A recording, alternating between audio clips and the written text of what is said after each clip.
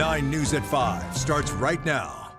Thanks for joining us this Saturday evening. I'm Mark Salinger. Right now, more than 350 homes are under evacuation orders in southwestern Colorado as heavy rains caused some serious flooding there. A river in La Plata County outside of Durango is spilling over its banks, and we now know it's already caused some serious damage. Tonight, a disaster declaration has already been declared. The flooding is impacting hundreds of homes north of Vallecito Lake. That's a rural area northeast of Durango. Heavy rainfall in the area led to the Vallecito Creek and Grimes Creek breaching their banks.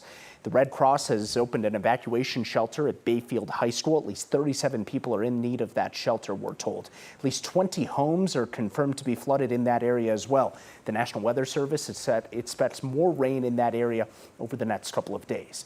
We want to turn right over to 9 News meteorologist Corey Reppenhagen. Corey, this part of the state has seen historic amounts of rainfall over the past couple of days. Yeah, I would easily call it historic rainfall in many aspects. Just look at the totals that are coming in here. A station on Wolf Creek Pass, over 5 inches. Vallecito Reservoir, 4.7 inches. Really, 2 to 5 inches are pretty widespread across a lot of the western slope. That 2 inches in Grand Junction, it's the biggest storm since 1941 and the 4th biggest in their history. As far as Vallecito Creek, the gauge height of nearly 6 feet and the stream flow of nearly 6,000 GFS, second biggest storm in history using those metrics, the biggest since 1970 at Vallecito Creek. They're getting a little bit of a break right now. That rain could return tonight as the rain showers are mainly moving off the northeast plains right now. As far as the Denver metro area, we're clear. We're even seeing some blue skies out there right now,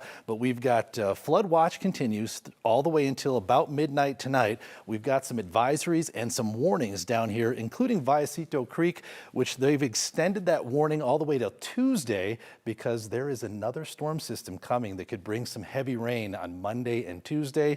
I'll talk about that coming up in the full forecast. Corey, thank you. Now to our other top story this evening. Thousands of drivers heading west towards Denver on I-70 Saturday morning saw something hard to miss. It was a message of hate, a massive swastika displayed on the side of a hill. 9 News reporter Ria Jha joins us now, and Ria, it's now the focus of a criminal investigation. Yeah, Jefferson County Sheriff's Office said they will be pursuing criminal charges against the person who did this if they can find them. County officials are now condemning what they call a vile anti-Semitic symbol of hate. It was taken down within hours, but the impact on the Jewish community is lasting. Anyone driving toward Denver on I-70 Saturday morning saw it. A massive swastika near the Morrison exit. It sucks.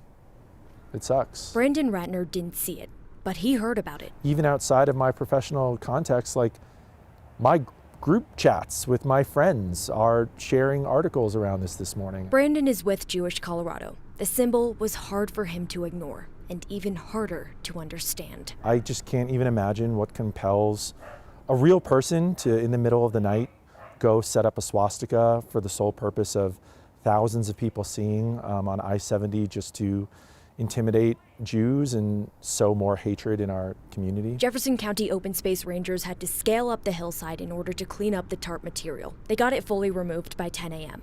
For the Jewish community, the harm goes beyond the hill. The harm of the swastika being put there is just normalizing anti-Semitism. There's a narrative right now that the Jewish community is exaggerating the rise of anti-Semitism, that we're just policing speech about Israel and the like. But this is just a clear example that that's not true. When you see a swastika on the side of I-70, that's not a political statement. That is a statement about hate. Brandon found out about it through an alert. It's one of the security measures the Jewish community invested millions in after years of growing threats. Our security apparatus was built after people came into synagogues and killed Jews. It was activated here in Boulder again after somebody came and killed Jews. There is a security tax for being Jewish in America and all throughout the world, and it's a shame that we have to pay it. The Jeffco Sheriff's Office is now investigating and said whoever did this could face criminal charges along with multiple park violations and fines from Jeffco Open Space. For Brandon, the greater consequence isn't about prosecution. It's about prevention. If we don't stand up firm against that, we're going to let that get more and more in the culture. So we really, really, really need to just draw attention to this stuff and show how there's no place for it in our society. Anti-hate crime groups in Colorado sent us statements condemning the display, calling it a painful reminder of rising anti-Semitism. The Jeffco Sheriff's Office said they documented the scene with photographs and drone footage. They're asking anyone with information to call them. Rhea Cha, 9 News. All right, Rhea, thank you.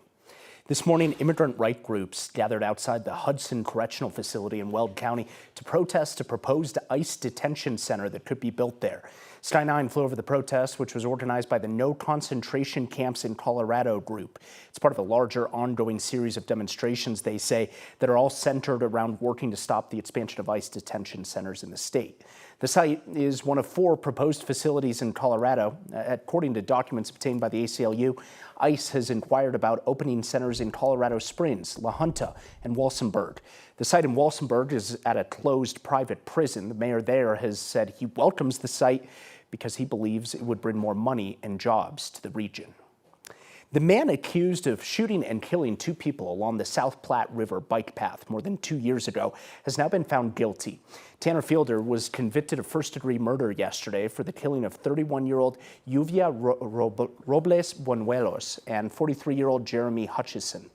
Police say the victims were killed only 3 days apart. Fielder is scheduled to be sentenced on December 15th and is facing life in prison without the possibility of parole.